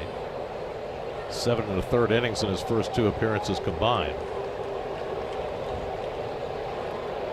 So 1 out and nobody on now. Mark Vientos, who had a fly ball double down the left field line in the 2nd and scored the first Med run. Then he popped to short in the 3rd.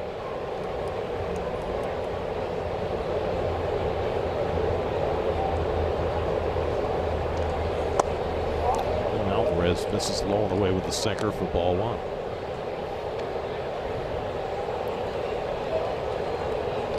Nets were down right off the bat in this game.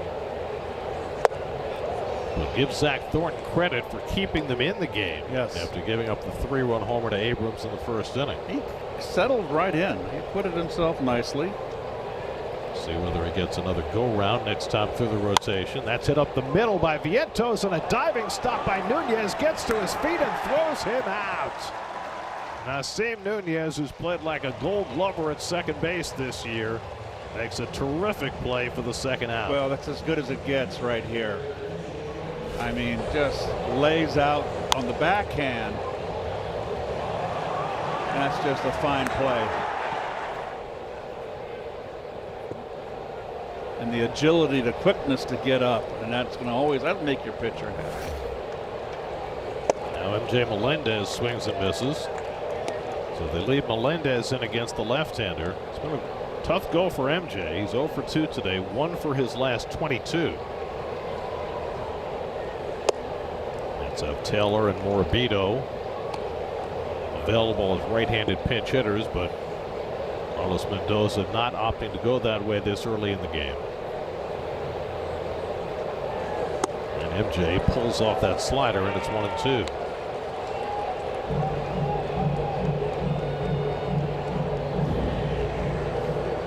Andrew Alvarez, 26 years old, out of Cal Poly San Luis Obispo. Spend any time in San Luis Obispo? No. It's a beautiful, beautiful town. It's got the most of all the Spanish missions that go down El Camino Real. That is the most beautiful mission. That's where the swallows come home.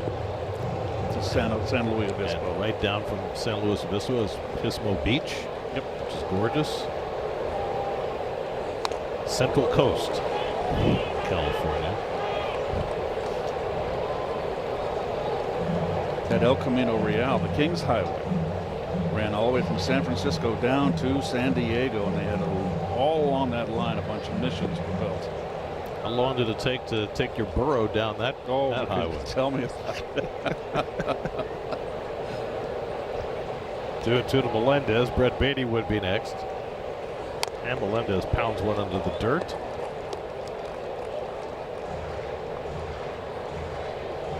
MJ started out like a house of fire for the Mets this year after he got called up.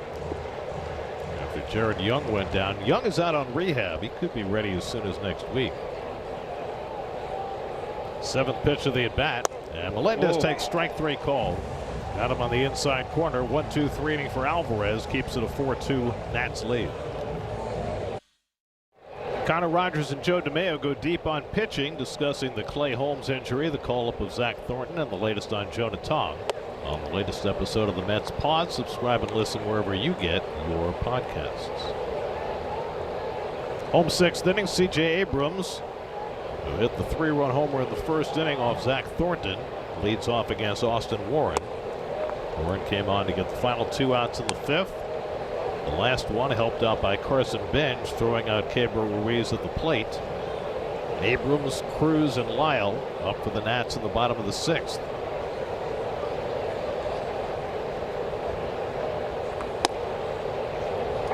That fastball caught the top of the zone. It's 2-1. C.J. Abrams now with 10 home runs on the year, 42 runs batted in. He came into the night 4th in the National League in RBIs. Got a hanging breaking ball right, slider right there, belt high out over the plate.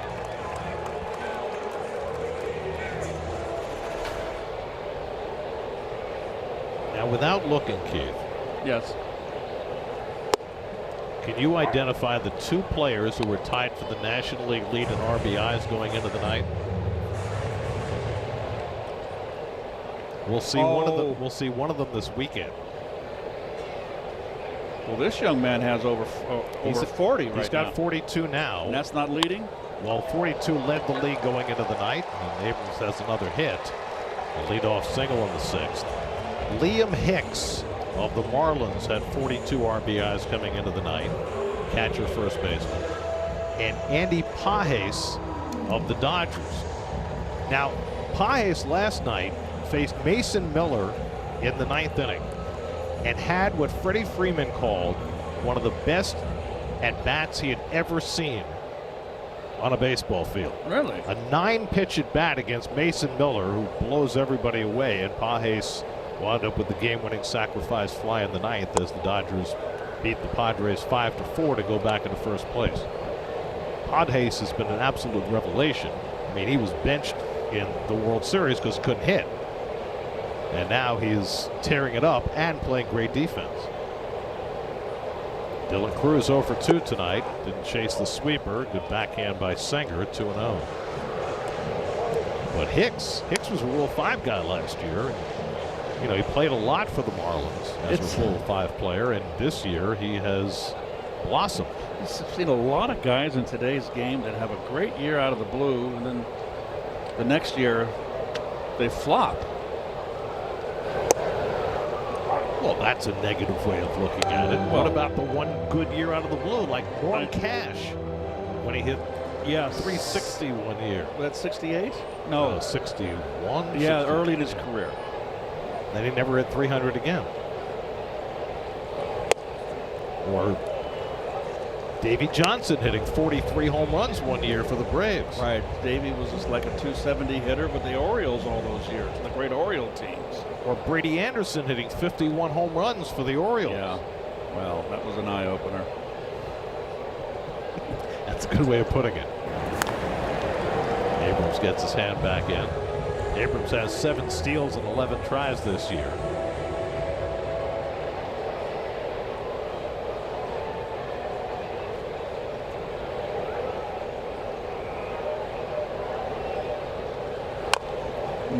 Fell straight down. It's 3-2 to Cruz. So back-to-back full counts for Warren. Dale and Lyle, the on-deck batter.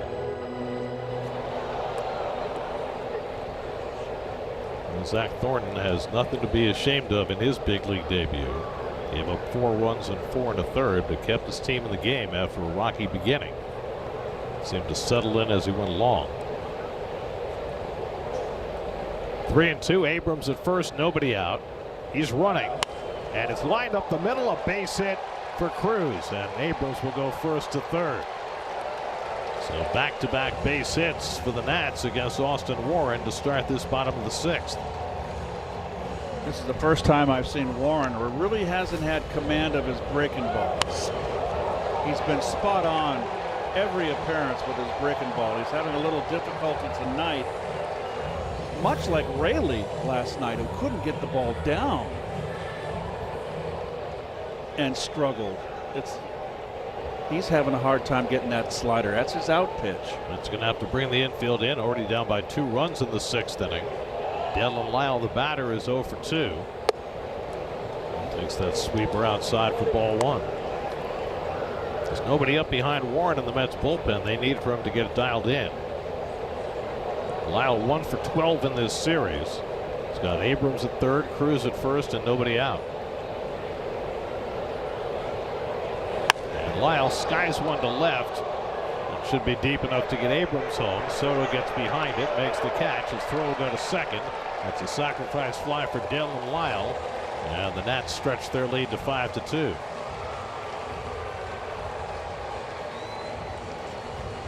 Rick Kimbrell now getting up in the Mets bullpen. It's a much different lineup, isn't it, Gary? I mean, we're seeing why they are scoring a lot of runs. I mean, they were a team that was always swinging at bad pitches in the past, young. Now they're putting the ball in play. Well, last night they were super aggressive early in the count against McLean. And McLean kept throwing fastballs early in counts, and they kept whacking it around the yard. As Jacob Young was lined out and struck out 0 for 2.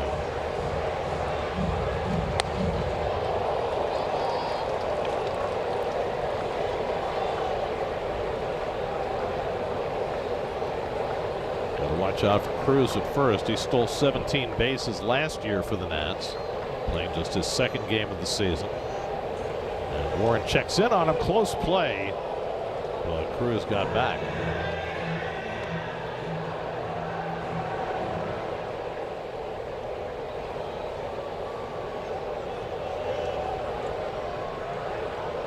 That's deciding whether to challenge. And the answer is no. And close. Got the hand back, though. Flies this one out to left, chasing Soto back. He got a late start, and it's over his head and off the base of the wall. Digging for third is Cruz. He'll stop there. In at second with a double is Jacob Young. The third hit of the inning against Austin Warren and the fourth hit in the last 5 batters. That ball fooled Soto at first. Young doesn't usually hit for much power, but he slugged that over Soto's head. This was a hanging slider here. Another bullet that got over. I mean, nothing you can do there. Short hops the wall.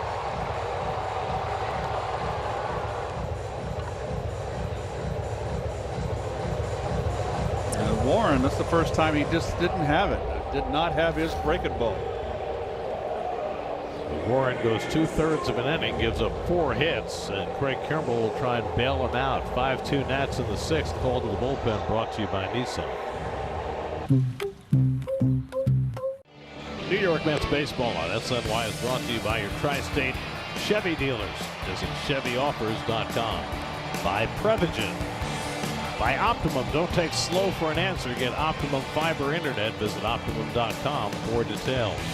And by your local Honda dealers. Contact your local Honda dealer today.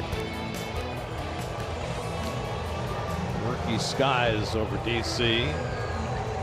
Rain in the forecast, but it has not rained at all. It's an official game with the Nats leading 5-2 in the 6th. Craig Kimbrell, his second appearance in this series. And there's the Nissan numbers over 12 innings. Get a little bit worried when he's had such a great career.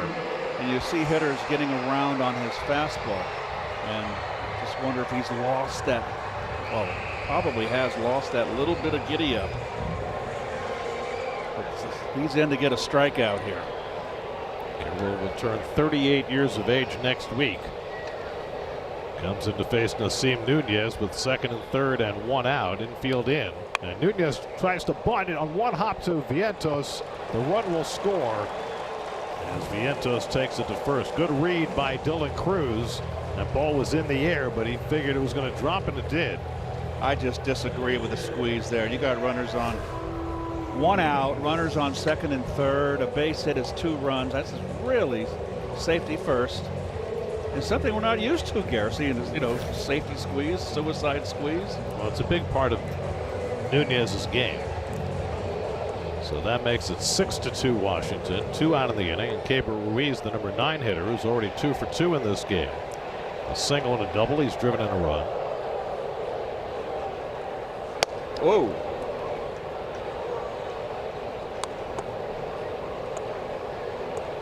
Kimbrell finished up the game on Monday night after the Mets scored 10 runs in the top of the 12th.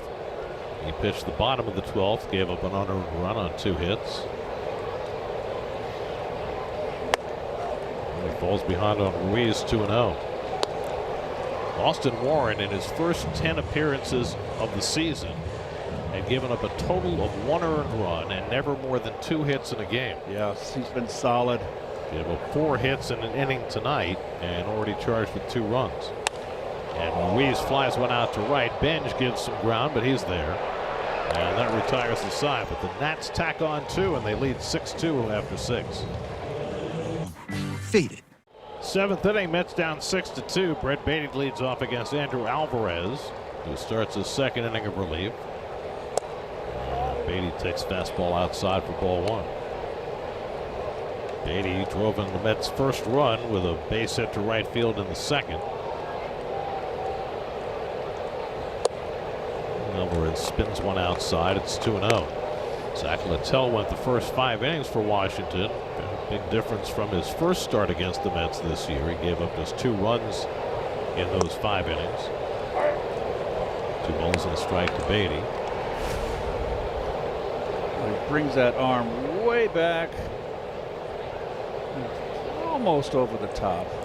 That's why he's got that down breaking ball. Another guy who cups the ball behind him. Yep. Doesn't want to walk. If you're left-hander, you want to get the lefty out. No leadoff walk. You got to protect in a 4-run lead. Throws a 3-1 breaking ball in for a strike. He likes his breaking ball, doesn't he? He's only walked 1 batter in 8 1/3 big league innings this year.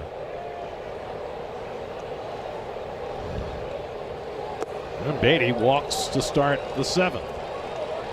So Brett's on base for the second time tonight. That's the first walk issued by Washington pitching in this game. There's your high-speed hitting brought to you by Spectrum. Juan Soto's home run off the second deck. The hardest hit ball of the night. Now Marcus Semien is 0 for 2. Takes that fastball on the inside corner, 0-1. The Mets have gone 15 straight innings without drawing a walk since Soto was intentionally walked in the 12th inning on Monday. Ground ball down to first, handled by Garcia, throw to second. They stay on the bag and they turn the double play. Nicely done. The second baseman Nunez covering the bag and making the stretch. It's a 3-4-3 double play. It's always awkward and tough for a right-hander. Look, he opts to kind of didn't do the pivot, just did the step and threw kind of off balance, but he made the throw perfectly. So much more easy for a left-hander. It's very odd to see the second baseman cover on that kind of a double play. It was A.J. Ewing. Because he's got to run to the base and then turn completely around to get that throw. Yes. But with the right-hand hitter up, Abrams was playing all the way over in the hole, and Nunez was closer to the bag. A.J. Ewing takes a strike and it's 0-2. A.J. is 1 for 2 and a base hit to center in the second. Mets 2 runs, 5 hits. The Nats 6 runs and 8 hits. They've been up since the first inning. And A.J. tries to hold, but he went around strike 3. So Alvarez has his second strikeout, and the Mets are down in the top of the 7th, still down 4.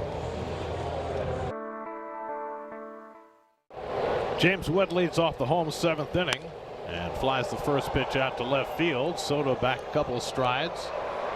In front of the warning track, he's got it. 1 pitch, 1 out for Craig Kimbrell in the 7th. The road ahead, your radio home for the Mets is 8:80 a.m. and streaming on the free Odyssey app. 4 o'clock game tomorrow, weather permitting. It's supposed to rain most of the day. And the Mets are down in Miami where they have a roof for the weekend.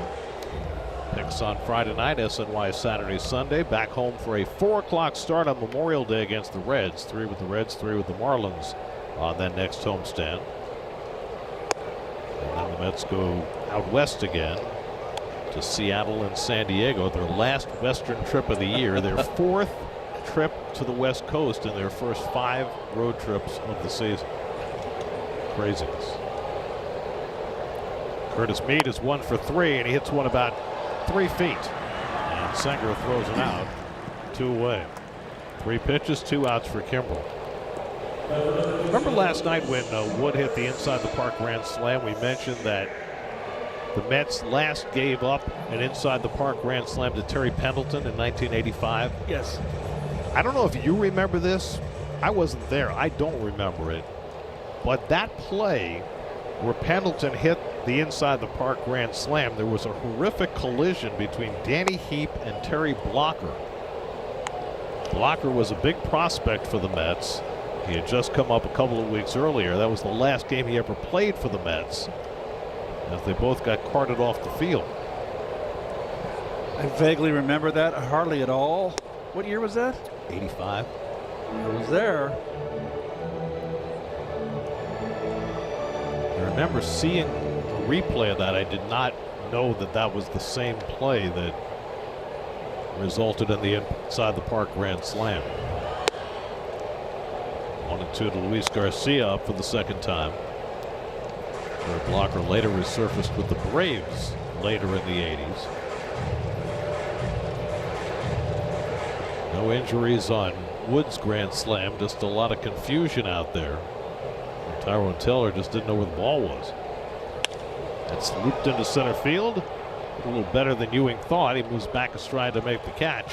1-2-3 inning for Kimbrell. He got him out on just 7 pitches. On to the 8th. We're going to the 8th inning. A couple of rookies, Nick Morabito and Zach Thornton, discussing their first couple of days in the big leagues. Nick's already been here for a whole day, so he can really advise Zach on how things work. Torrens pinch hitting for Senger.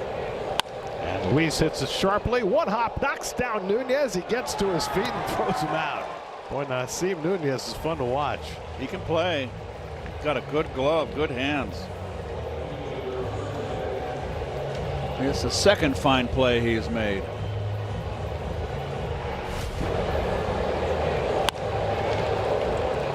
Oh, man. That was not an easy play. Beautiful. It upended him.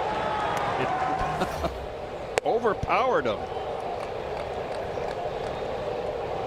Nasim Nunez, a couple of years ago, was a Rule 5 pick. Had to spend the whole year with the Nats and really didn't play very much.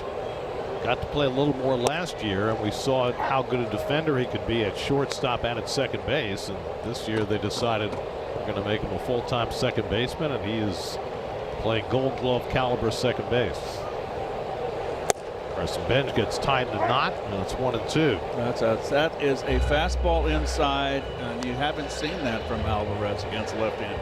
He's been curved. Just tied up Bench. That would have tied up most hitters. What a sneak attack right there. Carson is 7 for 14 in this series. Well, he flies this one out to left. And Lyle eases over. 2 out. Let's check in with the studio, see what's coming up on Mercedes-Benz post-game live. Gary Apple and Todd Zeal, gentlemen. All right, can we thank you? Coming up post-game show, go to take a look at Zach Thornton, his big league debut. What did you make of it, Todd? Look, I thought he struggled out of the gate, but I liked his poise, and we're going to take a look at his outing as a whole. All right, we will see you guys coming up. Mercedes-Benz post-game live on the way. All right, gentlemen, 2 out and nobody on. Here's Bo Bichette. And one goes to the backstop, ball 1. Bo's 0 for 3 tonight. Hit one deep to center field that Young ran down his last time up.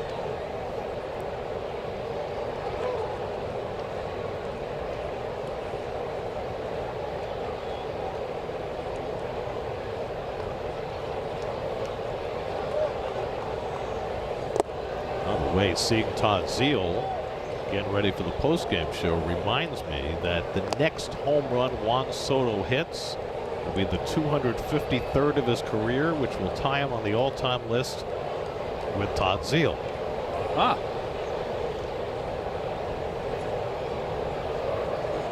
That's lined into left field, a base hit for Bichette. So Bo gets a good result after some really good at-bats tonight. His 6th hit in the series, and that'll get Soto to the plate with a man on. Got a little hanging curveball here, slider. He's just starting to get on top. That's what I like to see. Starting to square it up. So now Soto, who hit a long home run to right field in the 3rd, his 8th of the year, the 252nd of his career, which ties him on the all-time list with a couple of New York baseball icons, Joe Torre and Bobby Mercer. Lemon. Bobby Mercer's nickname was Lemon. Lemon? Yep. Why? I think he chewed lemons. I'm not sure. I never played with him. He seemed like a sweet guy, not a sour guy. He had a good old Oklahoma kid. Good man. I like listening to Bobby as a TV analyst. I did too. I thought he did a great job. You know, such a great demeanor. I got to know him because he came over to the National League with the Giants. Cubs also, right? Yes.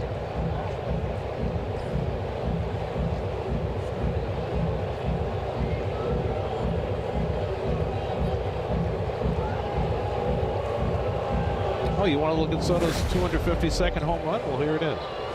Fastball off the facing.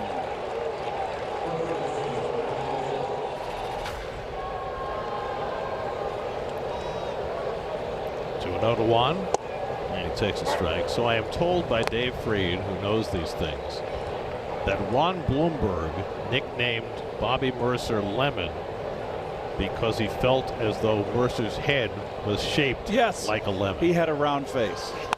Fly ball out to right field. Back goes Cruz near the wall, and it's out of here. Way up in the second deck. Second of the night for Soto. Look out, Todd Zeal. Number 253 for Soto, his 9th of the year, and the Mets pull back to within 2. It's now 6-4. Man, is he locked in right now. 5 home runs in his last 7 games. A pair tonight. And he gets the Mets right back in this game. Well, there's just a lot of pitchers just I just feel like you could just see the confidence that you got nothing to get me out with.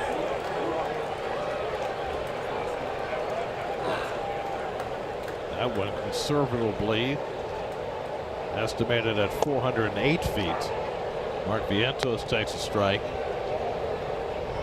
Soto with a pair of bombs tonight, and remember his first time up he sent Cruz back to the right field fence. Yes.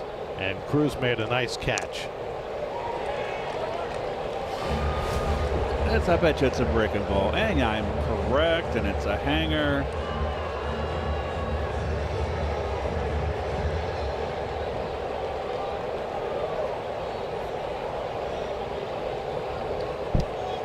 Well, back in the place where he started his career, he is having himself a tremendous series. 6 hits, 3 home runs, 6 driven in the 3 games. They have not been able to keep him in the ballpark. Alvarez had a couple of hitless innings, but a 2-out single by Bichette, and Soto cashes it in. This Alvarez throws too many breaking balls.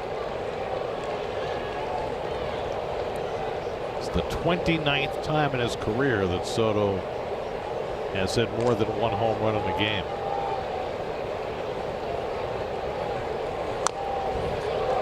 Was hanging in there against those breaking balls.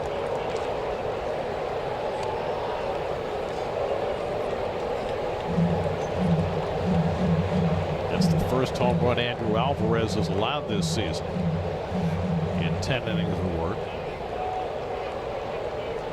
Tobias Myers is up in the Mets bullpen after Kimbrel got them 5 outs, and Vientos down on strikes. And Alvarez gets through the inning, but Soto gets the Mets closer. 6-4 Nats as we go to the bottom of the 8th. Craig Kimbrel still out there. He's got 5 outs on just 11 pitches. So he faces C.J. Abrams, who knocks the mask right off Luis Torrens. 0-1. Torrens staying in the game after pinch hitting in the top of the inning. And first pitch he sees knocks the mask right off his face. Welcome to the game. Abrams been right in the middle of everything. 3-run homer in the first inning, a leadoff single, and scored in the 6th. Those 2 tack-on runs they got against Austin Warren in the 6th inning right now are the difference in this game. Kimbrel misses up and away, a ball and a strike. It was Warren's toughest outing by far this year. He went an inning, allowed 2 runs, 4 hits.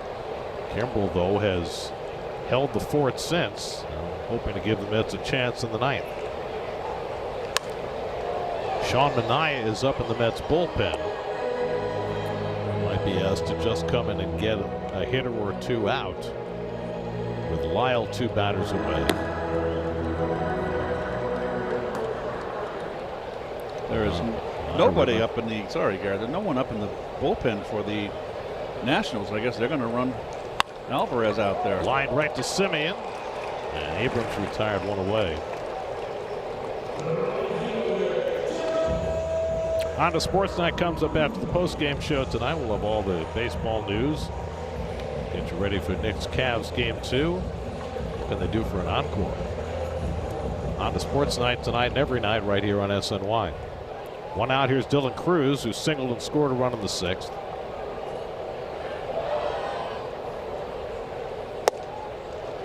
Call strike, 0-1. It's always dicey when you have a guy like Manaea in your bullpen. Pitched 4 innings on Sunday. How much rest does he need before he can bring him back? There's a breaking ball there by Kimbrel, 0-2. He's definitely the guy that's it's your classic old-time innings eater, middle reliever that can start and go long, and he's been doing that. He saved the bullpen more than a few times. He certainly did that on Sunday. Mets don't win that game without his performance. A couple of runs, but then put up a couple of zeros, which gave the Mets a chance to come back.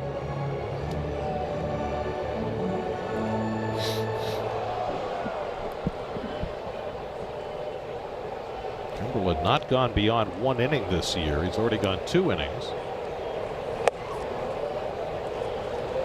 And thrown more than 29 pitches in an outing. He's at 19 right now. In fact, the longest outing of his career is 2 innings.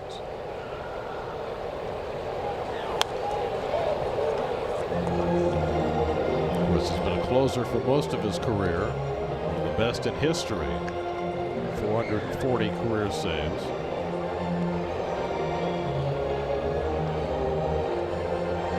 Think about that. This is his 865th game, and he's never pitched more than 2 innings in a game. 1-2. Foul back by Cruz to hang in there. Well, Rivera and Hoffman are in the Hall of Fame.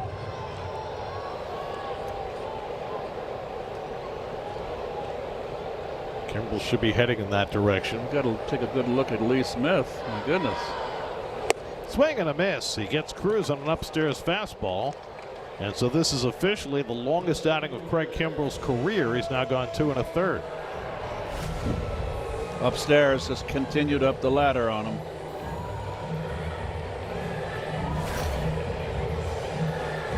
He's retired all 7 hitters to face him and now tries to finish off this bottom of the 8th against Dalen Lyle, who had a sacrifice fly his last time up. 0 for 2 otherwise. And this is down with a slider, and Lyle held the swing 1-0. The Mets in the 9th are scheduled to send up Melendez, Beatty, and Simeon.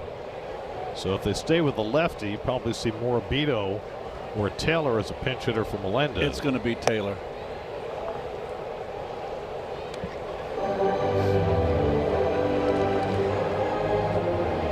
Either way, you get a speedy guy up there. Yes. Pinch hit late. You want the veteran up there pinch hitting. I would think it's going to be Taylor. Lyle went around that time on a fastball low and in, and it's 2-1. It's made a habit of coming from behind over this last stretch of games. Each of their last 6 wins has been a come from behind win.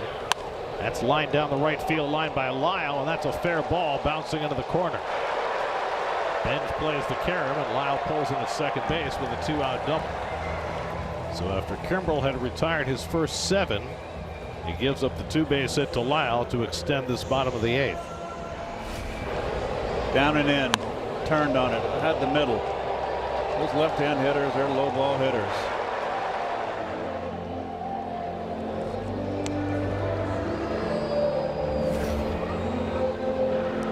Scoring position with 2 out for Jacob Young, who hit one off the base of the left field wall for a double in the 6th inning.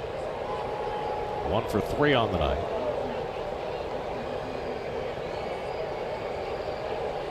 And Young skies one out to left. Soto back onto the warning track, right at the fence. He jumps, he can't get it. It's a 2-run homer.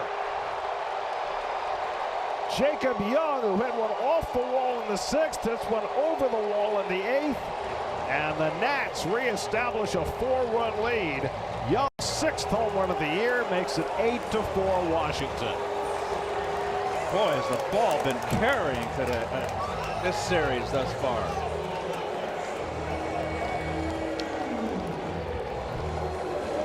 First pitch fastball, and it's up and in, and he turns on it. He got the barrel there. Juan just runs out of room. I did not think that ball was going. Jacob Young last year hit 2 home runs the entire season. He's now got 6 home runs already on May the 20th. That's a killer. That's a backbreaker here. Now Nasim Nunez had a squeeze bunt in the 6th inning to drive in a run. So Kimbrel asked to go further into a game than he's ever gone before. Retired 7 in a row, but a double and then the home run just beyond the reach of Soto, who tried to rob it.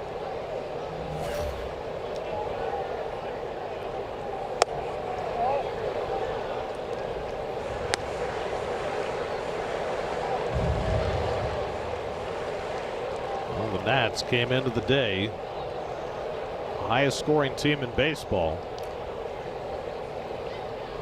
They scored 7 runs in a loss on Monday, 9 runs yesterday, 8 more today.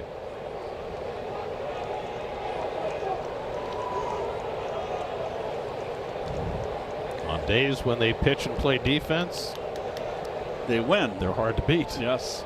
2-2.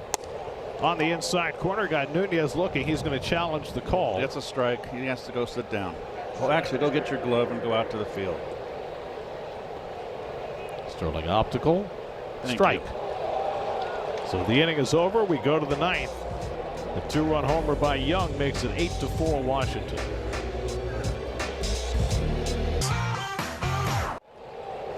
Ninth inning, 8-4 Washington. Andrew Alvarez is going to try and finish this game for a 4-out save. Nick Morabito leads off. Pinch hitting for MJ Melendez. Morabito made his big league debut last night, went 0 for 3, was hit by a pitch, made a couple of outstanding catches in left field. He's got a new number, one that he selected for himself. He said double 5s are cool. Okay.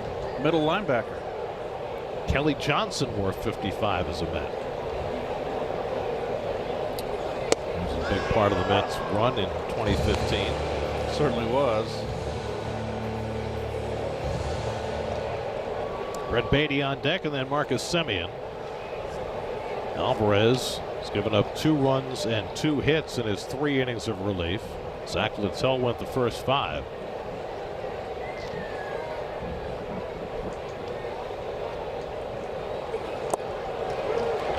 Morabito chases a pitch in the dirt for strike 3. And that's the first out of the 9th. 4th strikeout in relief for Alvarez. 1 away, and Brett Beatty comes up.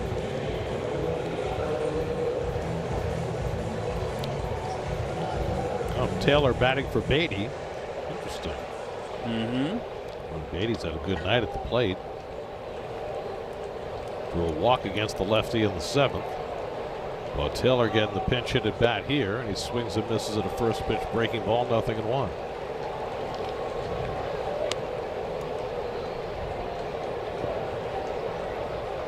Tyrone played center field last night, went 0 for 3, 2 for 9 in this series. And he bounces one foul, and it's 0-2. Tomorrow a day game, 4:05 first pitch. David Peterson will pitch, either in front of an opener or not. Cade Cavalli goes for the Nats.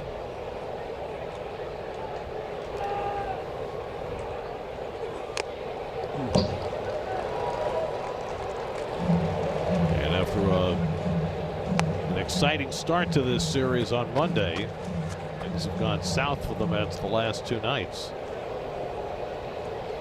Well, the Nationals have just put the points up. I mean, last night the Mets had a 5-0 lead, and it got away quickly. Tonight, the Nats jumped on the Mets early, and the Mets have never been able to catch up. They were down 3-0 and 4-1, got it back to 4-2, but the Nats added 2 in the 6th. Soto hit a second home run on the night in the 8th to make it 6-4, but then Jacob Young countered to make it 8-4.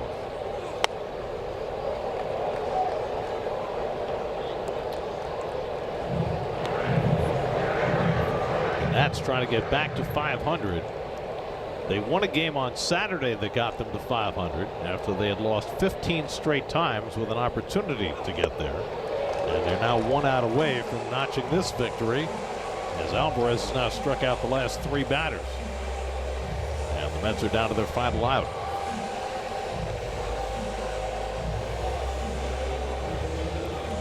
Marcus Semien coming up. Marcus has gone 0 for 3 today, 2 for 11 in this series. Andrew Alvarez trying for the rare 4-inning save. And that will be his first save of the year. The last time the Nationals had a 4-inning save, they were not the Nationals. It was in 1999 when they were still the Montreal Expos. Anthony Telford had a 4-inning save. And now 27 years later, Andrew Alvarez trying to do the same.